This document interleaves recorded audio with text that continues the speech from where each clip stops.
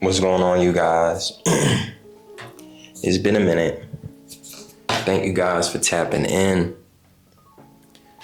My goal for today is to really empower you guys to fix your credit, right?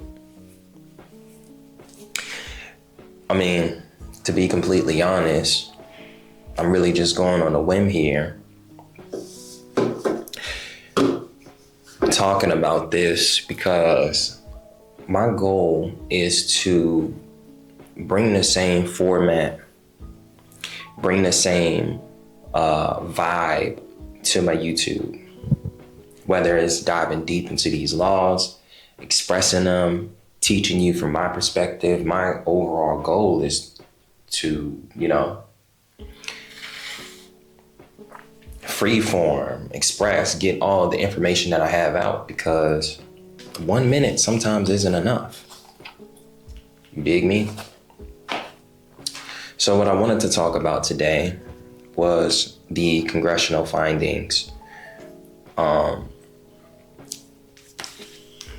I'll just be trying to get this camera right. The congressional findings. And in the congressional findings, well, first off, what is the congressional findings? 15 USC 1681, congressional findings and statement of purpose. It's in Cornell law, all right? You can go on Google, type in 15 USC 1681. Now, the purpose of me talking about this is because a lot of people in my classes that I've spoken to, they struggle with the aspect of, number one, the law, but the communication and the back and forth between the credit bureaus. At first, when I started to fix my credit, I thought that I had to know every single law, every single jargon. I needed to know, have a different code for each account type. And I soon realized that you didn't need to do that. Okay. It took me a while to get to this point because I kept trying to find shortcuts. I kept trying to find, an easier way to fix my credit. But the reality is, there is no easy way. All right? It's a part of the game, right? It's a marathon. And so what I plan to talk about today is the congressional findings. What is the congressional findings? That means that, give me 1 second.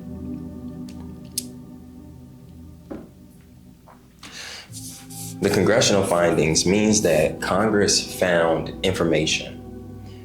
They seen something, right? They found information, they seen something in the economy, and they want us to be notified of it, and they're giving us steps and procedures on how to be able to overcome it, how to be able to communicate with them in event you have any issues. Now, once again, 15 USC 1681, the congressional findings and statement of purpose, and I'll try to put it up here. It says, Congress makes the following findings, right? The banking system is dependent upon fair and accurate credit reporting. Inaccurate credit reporting directly impair the efficiency of the banking system, and unfair credit reporting methods undermine the public's confidence, okay? Which is essential to the continuing functioning of the banking system. So, real quick, let's unpack that real quick, okay? It says the banking system is dependent upon fair and accurate credit reporting. The banking system, forget the credit bureaus, the banks. Now, what runs this country? All right? Inaccurate credit reports directly impair the efficiency of the banking system and unfair credit reporting methods undermine the public's confidence. This is essential to the continued functioning of the banking system. Now, why do I keep repeating that? Because it says that the public is important to the bank. The bank is dependent upon the public. The bank is dependent upon us having trust in this economic system, because if we don't, then they can't make money. They can't participate in commerce. Number two, and this will speak to the fact that why this system is out there and why there's nothing being done about it. It says that, number two, an elaborate mechanism was created, developed for investigating and evaluating credit worthiness, credit standing, credit capacity, character, and general reputation of consumers. Number three, I'll get through these. It says a consumer reporting agency has assumed a vital role in assembling and evaluating consumer credit and other consumers and other information on consumers. And number four, it says there is a need to ensure consumer reporting agencies exercise their grave responsibility with fairness and impartiality and respect to a consumer's right to privacy. Now, let me break down those two. First off, what is the definition of elaborate? I could probably pull it up. The definition of elaborate on Google. The definition of elaborate, and you guys can look this up too. Elaborate means involving many carefully arranged parts or details and complicated in design and planning. So just to make sense of it, these private companies created an elaborate mechanism that even a government couldn't crack. Okay? This is why it's still there. But because of the law, right, there's a need to ensure consumer reporting agencies exercise their grave responsibility. All right? And then lastly, it says consumer reporting agencies have assumed a vital role in assembling and evaluating consumer credit and other information of consumers. Now, first off, the key word is assumed. All right? Assumed. The definition of assumed.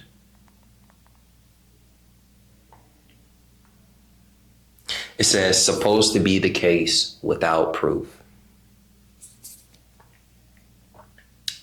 And then the definition of vital.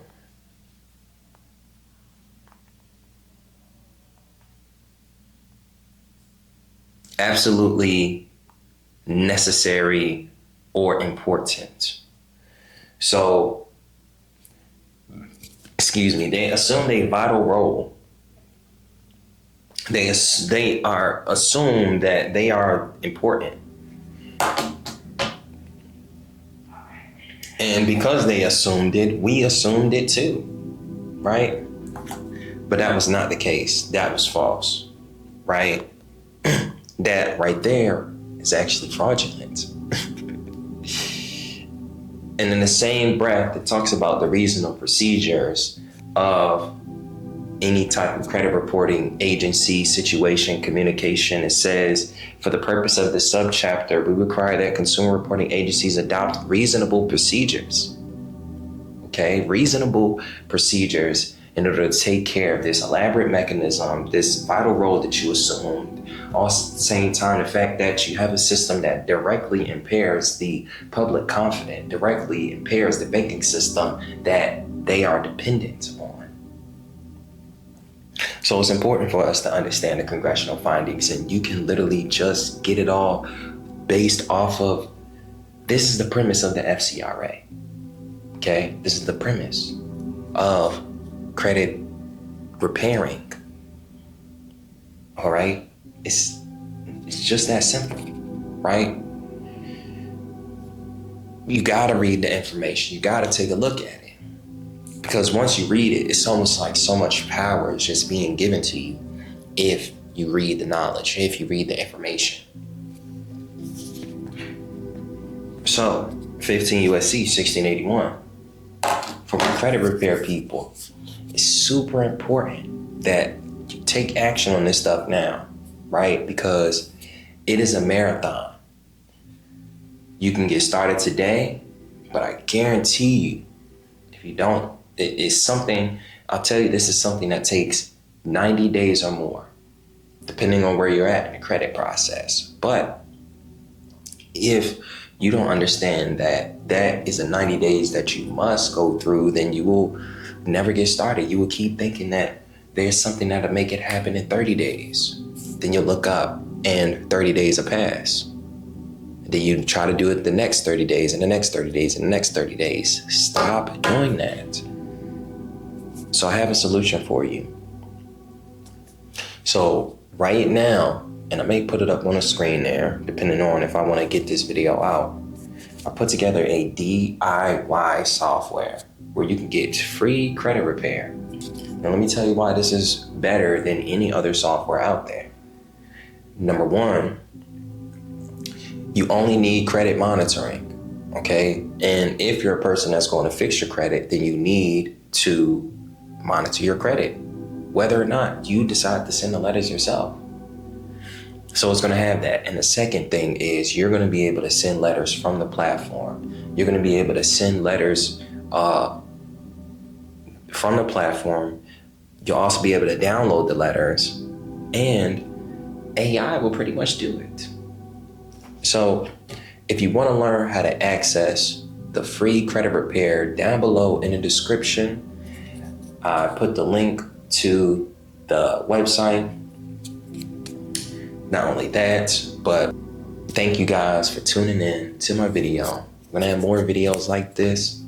My goal is to drop daily content. So each day I'm just gonna take it a step further. I appreciate you guys for showing me love. Peace, and I'll see you in the next one.